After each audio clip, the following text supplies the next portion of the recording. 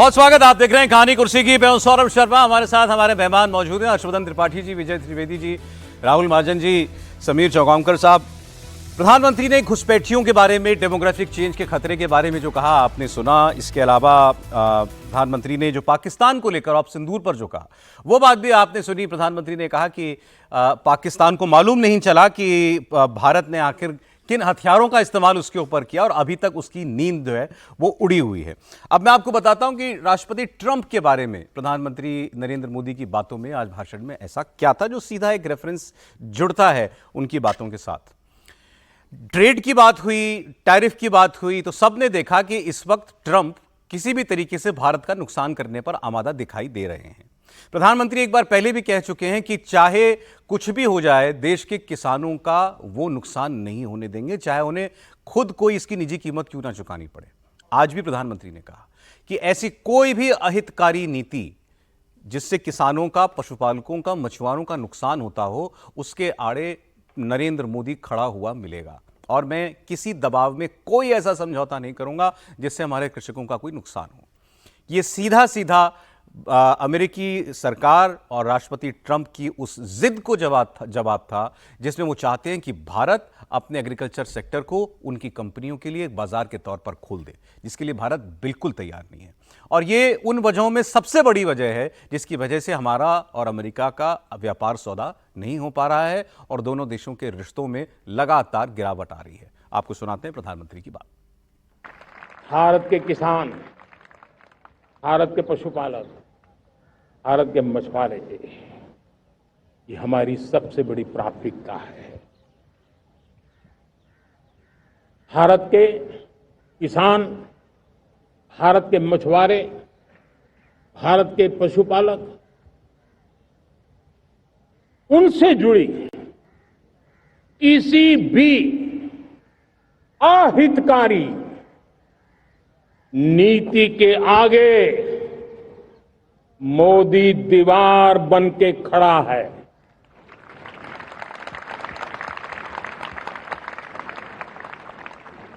भारत अपने किसानों, अपने पशुपालकों, अपने मछुआरों के संबंध में कभी भी कोई समझौता नहीं स्वीकार करेगा। जो दूसरों पर ज्यादा निर्भर रहता है उसकी आजादी पर उतना ही बड़ा प्रश्न चिन्ह लग जाता है और दुर्भाग्य तो तब बन जाता है जब निर्भरता की आदत लग जाए, पता ही ना चले हम कब आत्मनिर्भरता छोड़ रहे हैं और कब किसी के निर्भर हो जाते हैं। ये आदत खतरे से खाली नहीं है और इसलिए प्रतिपल जागरूक रहना पड़ता है आत्मनिर्भर होने के लिए। और मेरे प्यारे देशवासियों, आत्मनिर्भरता का नाता सिर्फ आयात और निर्यात, रुपये, पैसे, पाउंड, डॉलर यहां तक सीमित नहीं है। इतना सीमित अर्थ उसका नहीं है। आत्मनिर्भरता का नाता हमारे सामर्थ्य से जुड़ा हुआ और जब आत्मनिर्भरता खत्म होने लगती है तो सामर्थ्य भी निरंतर क्षीण होता जाता है। और इसलिए हमारे सामर्थ्य को बचाए रखने, बनाए रखने और बढ़ाए रखने के लिए आत्मनिर्भर होना बहुत अनिवार्य है। राहुल जी, क्या सीधा ट्रंप को जवाब था ये? बिल्कुल जवाब है। और मैं ये बोलूंगा, ट्रंप जिस तरह की दोगली नीति पे काम कर रहे हैं, प्रधानमंत्री जो है उनको बहुत अच्छी तरह से समझते हैं। अगर मैं सिर्फ डेयरी प्रोडक्ट की बात करूं तो भारत सारे डेयरी प्रोडक्ट जो इंपोर्ट करता है उस पर 30% ड्यूटी लगाता है, लेकिन अमेरिका क्या करता है?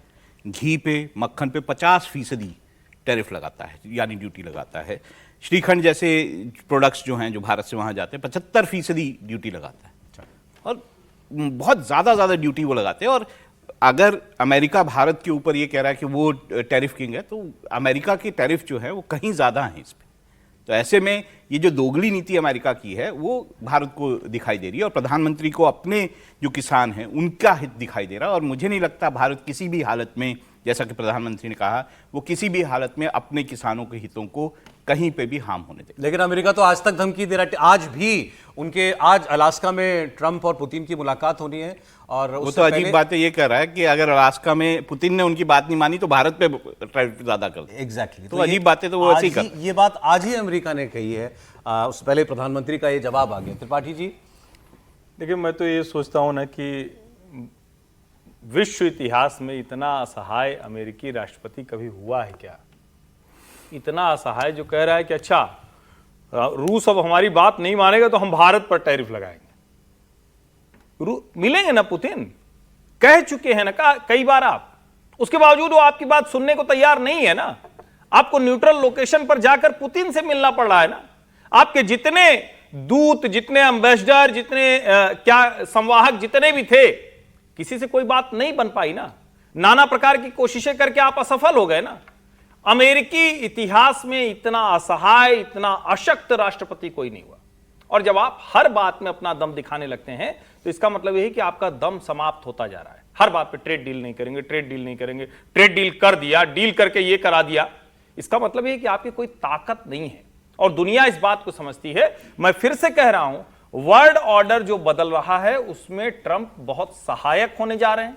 भारत के लिए मुश्किल निश्चित तौर पर है, लेकिन वो सहायक यूं हो रहे हैं कि जब दुनिया भर को वो धमकी दे रहे हैं तो उनको पता नहीं है कि अंदर एक तैयारी जो हो रही है, जो आप ब्रिक्स के तौर पर देखें, जो आप क्वाड के दूसरे देशों के तौर पर देखें, वो अमेरिकी हितों के ऊपर अपने हितों को कैसे ठीक कर पाएंगे उसकी तैयारी चल रही है। और जब भारत ने रिजर्व बैंक का नोटिफिकेशन बदला, एक्सटेंड किया और कहा कि हम सीधे किसी से डील कर लेंगे, जब रशियन ऑयल की डील सीधे रूपी में हो जा रही है, जब चाइना ये कह रहा है कि अब हम एक दूसरे से बात करेंगे और नया ट्रायंगल बनेगा, मैं कतई नहीं कह रहा हूं कि हमें चीन पर भरोसा होना चाहिए, लेकिन नरेंद्र मोदी ने भारत के 142 करोड़ जनता के प्रधानमंत्री के तौर पर डोनाल्ड ट्रंप को और अमेरिका को आईना दिखाया जी।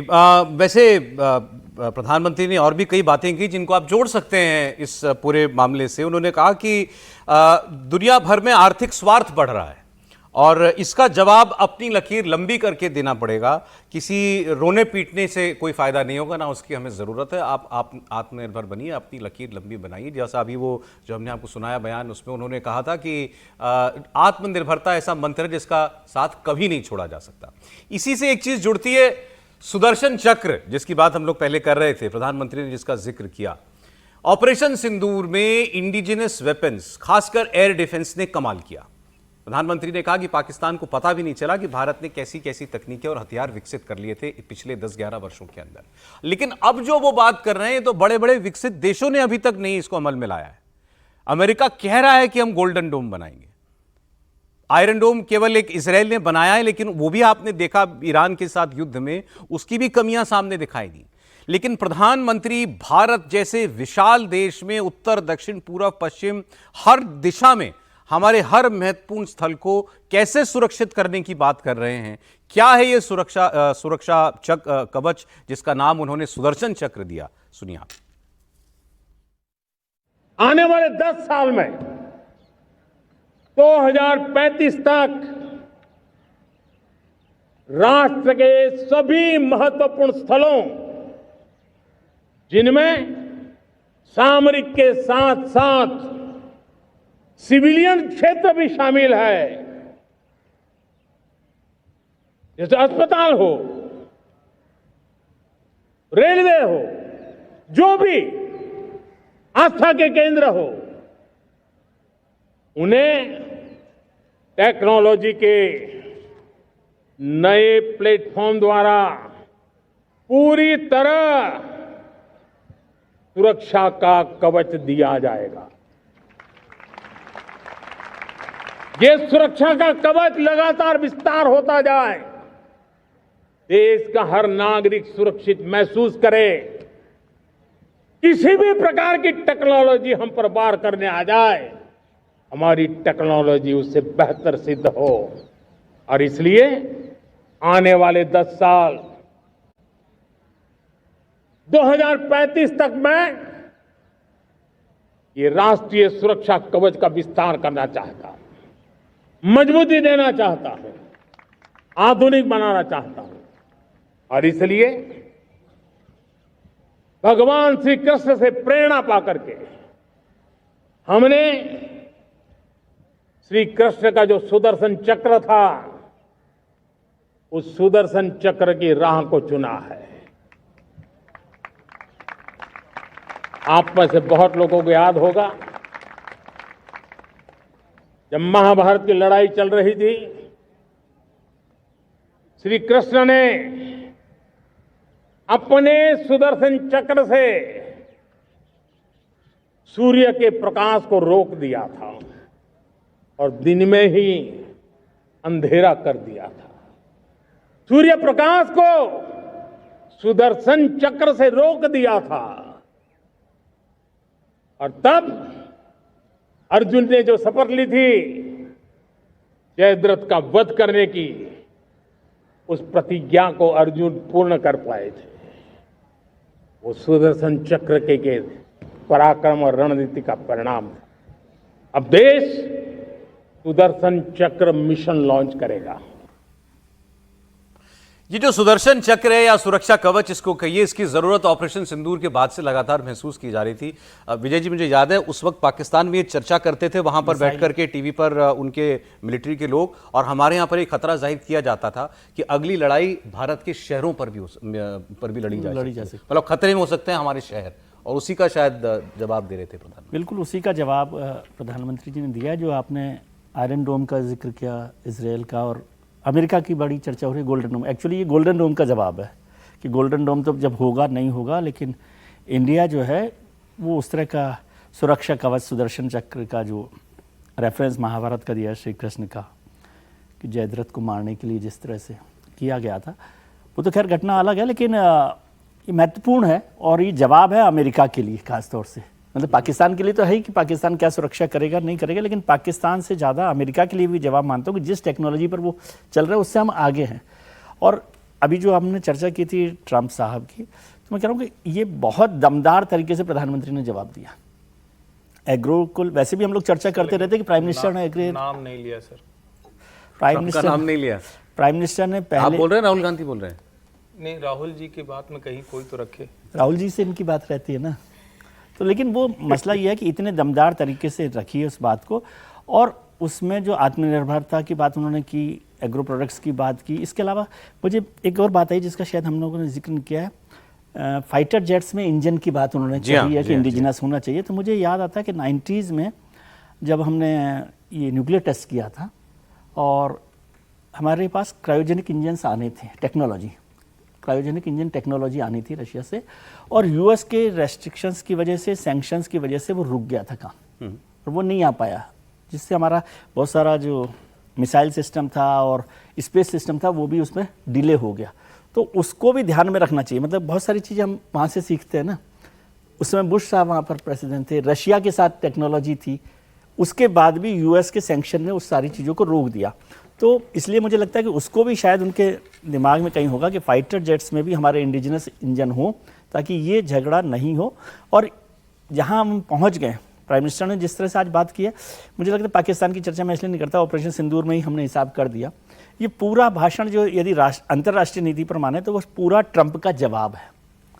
और वो पुतिन के साथ उनकी क्या मीटिंग होती है नहीं होती है, और उनका जो हो रहा है वो होने दीजिए, हम अपने को तैयार करना। जब वो आत्मनिर्भर बनने की बात बनने के लिए है कि आप किसी पर निर्भर मत, किसी पर निर्भर मत रहिए। तो मुझे लगता है इस आज के भाषण का जो संदेश है ना, वो सेल्फ रिलायंस का है, आत्मनिर्भर होने का, और वो हमें बेहतर रास्ते पर ले जाएगा। ठीक, समीर जी। निश्चित रूप से अगर प्रधानमंत्री मोदी का 103 मिनट का अगर आप भाषण ध्यान से देखेंगे तो सिर्फ भारत के कोई नहीं, पूरी दुनिया को उन्होंने संदेश देने की कोशिश की। और आप देखेंगे इसमें फिर वो पाकिस्तान है, उसके अंदर चाइना भी शामिल है, उसमें अमेरिका भी शामिल है, तो विपक्षी पार्टियों को भी उन्होंने इसमें अपने भाषण में संदेश सीधा सीधा दे दिया है। और प्रधानमंत्री ने आज बता दिया दुनिया को कि भाई अब भारत 2047 में विकसित हुए बिना रुकने नहीं वाला है, और भारत ने वहां पर तेजी से कदम बढ़ा दिया। दुनिया की कोई भी ताकत अब भारत को विकसित होने से रोक नहीं सकती, चाहे अमेरिका उसमें कितना अवरोध डालने की कोशिश करे, चाहे चाइना कितनी डालने की कोशिश करे, पाकिस्तान कुछ करने की कोशिश करे, भारत ने अपनी स्पीड पकड़ ली है। अब वह विकसित भारत बन के रहेगा। और उन्होंने देश के लोगों से आह्वान भी किया कि भाई आप make in India, made in India की तरफ ध्यान दो, जो प्रोडक्ट खरीदो वो देश में बने हुए खरीदो।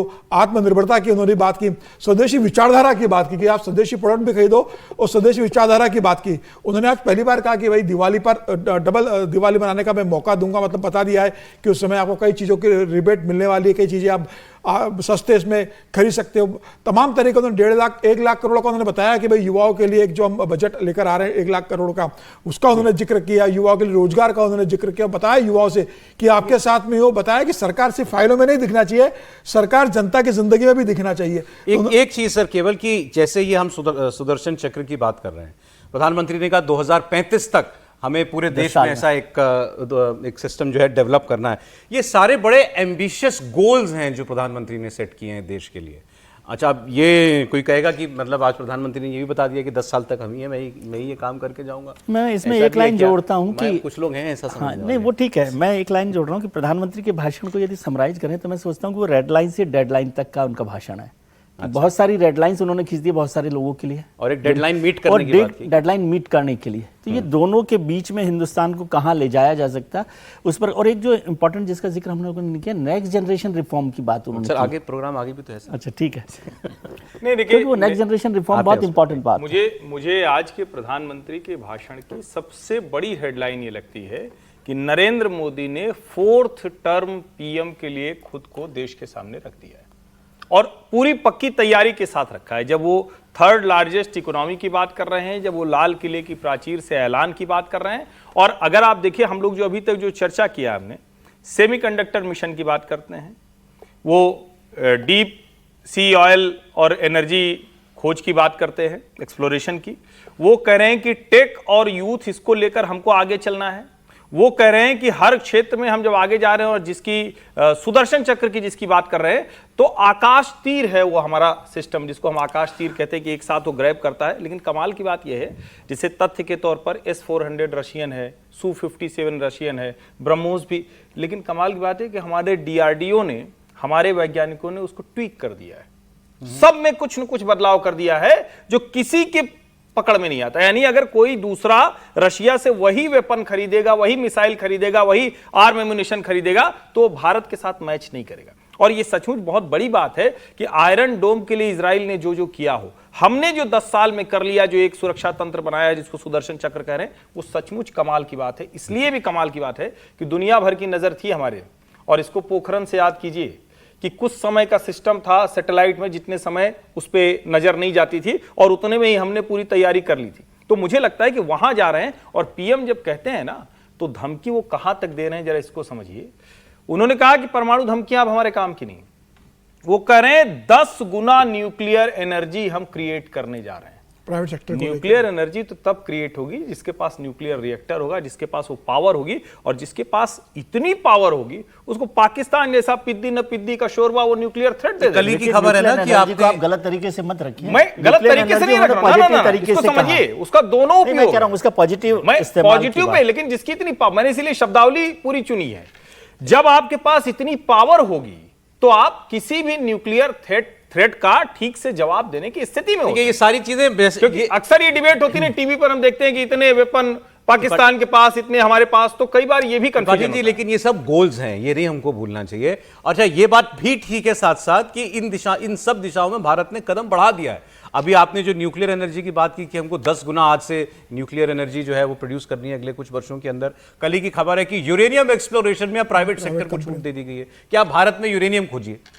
हम तेल के लिए, गैस के लिए जितना खर्च करते हैं अपना फॉरेक्स रिजर्व, प्रधानमंत्री ने शुरुआत कर चुके हैं वो इस बात की कि आप डीप सी एक्सप्लोरेशन कीजिए। उसके लिए भी टेंडर बिड्स जो इनवाइट की जा चुकी हैं कि तेल खोजिए आप। भारत में इतना बड़ा हमारे पास डीप सी एरिया है, समंदर का इलाका है, उसके अंदर एक्सप्लोरेशन होनी चाहिए। लेकिन ये सब बहुत सतत प्रयास के बाद अपने फल तक पहुंचेंगे, और ये सफर लंबा भी हो सकता है। ये बात भी प्रधानमंत्री ने कही, इसीलिए आपने ठीक कहा, एक डेडलाइन भी उन्होंने दी है। सुदर्शन चक्र तो 10 साल, अगले 10 साल में न्यूक्लियर एनर्जी के लिए ये गोल है, रिन्यूएबल एनर्जी के लिए हमारा ये गोल है। ये प्रधानमंत्री ने आज कहा, लेकिन उन्होंने जो बात कह दी कि ये अपनी दावेदारी उन्होंने पेश कर दी है, ये सब काम मुझे ही करने हैं। उन्होंने ये दावेदारी की है कि मतलब हम ही आएंगे, ये जरूरी नहीं है कि प्रधानमंत्री कौन रहेगा, वो अलग बात है। अब आप इसमें अब एक नया ट्विस्ट आप दे दीजिए। नहीं देखिए, मैं तो ये मानता हूं कि उन्होंने अपनी ही दावेदारी की।